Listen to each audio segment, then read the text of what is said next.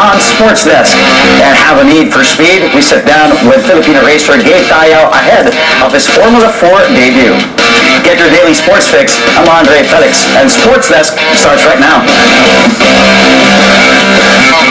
We're stopping the clock for a bit, but we've got more sports for you later. We sit down with Filipino racer Gabe Tayao ahead of his Formula 4 debut. This is Sportsdesk on CNN Philippines. Keep it here. Filipino racer Gabe Tayao is making his Formula 4 debut this month after winning multiple karting titles. Gabe is making the jump to the Formula Series for the first time. And joining us now in the studio is Gabe Tayao himself. Good morning, Gabe. Welcome to Sportsdesk. Thank you for being in here. First things first, how young are you? You're 16? Yeah, I'm 16. And you're, how tall are you? You're 6? I'm 6. I think I'm 6 And you're still foot, growing. Okay. Yeah. Has karting always been like something, I mean, you were telling me something that when you were a kid, you really loved cars na. Yeah, I really loved cars since I was small. My first word was car, apparently, yeah. Okay. So, I started when I was 7. I went to this small go-kart track in Fort Bonifacio, but with my uncle Kevin Tayao. He was a race car driver then. And after I tried karting when I was 7, I was like, I told him, I want to do it professionally, or like take it up as a sport. But I didn't really know where to start. So around 4 years later, I went to this junior scholarship program my mom found for me at Tuasan Racing School. So I joined that. For a year, I was doing that. And I moved into the national series in 2012. So it was a really hard start for me. I didn't have one of the best starts and the biggest budget. So I had to wake up really early to take the service road to through SLEX, I think, because the racetrack was in Carmona and I'm from Makati. So I had to save up a lot of money on that. I had to, how do you say, buy my own gas. My shoes were duct taped, like I said, the soles ripped off and everything. So I didn't really have the best equipment then. My cart was 7 years old, second hand. So actually in 2012, I actually thought of not racing anymore. I actually wanted to quit because it was just really financially hard for my mom because she was the only one supporting me then. And it's an expensive sport, like what you're saying, yes. It really is an expensive sport. I mean, I can't really give a definite number, but it's just a really big number. As you move up the categories, it just gets bigger and bigger.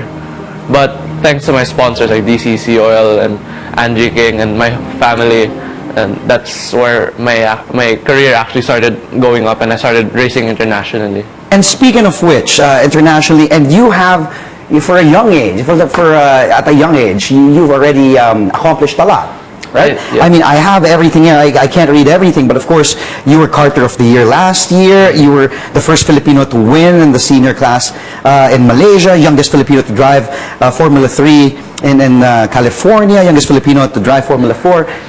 The list goes on and on, so it's paying off. Yeah, it is paying off because I think coming, like, all these achievements, it just, how do you say, it's just really fulfilling for me because I didn't have one of the best starts, so I really worked hard for it, and with the support of my family, because first my uncle Kevin Tayao was my coach actually, my driver coach. He was giving me a lot of tips and everything on how to prepare, so that actually made me stronger. And he was really, how do you say, really strict with me, you know. I have to follow a regime and everything. Discipline, yeah. Discipline, yeah. Okay. He was really disciplined with the way he teaches and everything. So I really had to understand everything he was saying. Okay, Gabe, so you started with karting, but how is it different from the Formula Series? Because you started with karting, and then now you're driving Formula 4. Okay, can you enlighten us for those who don't know the difference between F1, F4, karting? Well, F1 is the pinnacle of motorsport. So F4 is like a stepping stone for young drivers who are trying to get into Formula cars. So it's F4, F3, F2, then F1. But before F4 is karting, where I came from. So right now, I've kind of leveled up my game. So I'm stepping into the Formula 4 series. And your first race for Formula 4 is on October 15. Yeah, October 15, 16 in Clark International Speedway. Okay. So I think it's a really big event for Philippine motorsports because it's a first, and it's, how do you say, a comeback for Formula cars here in the Philippines. And you know, it's a really big event, I think, because no one here has actually seen an F4 car aside from the F1 shows here. So, and I think to have my first F4 race here on my home country and my home track, I think that's a really big thing for me also. You excited? You nervous? I'm excited and kind of nervous at the same time since, it's my home track and a lot of people are coming, but I mean, I don't want to put too much pressure on myself because obviously I want to perform the best. I mean, I want to do my best at the race, so I don't think I want to put too much pressure and I'll just relax for the race a little bit. Think about it. Do what you do best, right? Yeah. Okay, and speaking of which, of course, I'm sure you're inspiring a lot of young ones to get into the racing industry. What's your advice to aspiring race car drivers who want to follow your footsteps? They just need to work hard, have the support of their family, and it's just always setting a goal for yourself. All right, I have one question before I let you go. How young are you again? 16.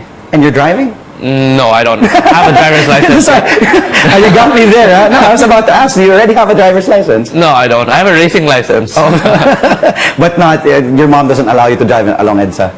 No. Dapat. No, but thank you for being here once again. Hopefully you can drop by again after your race. Yeah, sure. And good sure. luck. Good luck to you. More power to you, Gabe.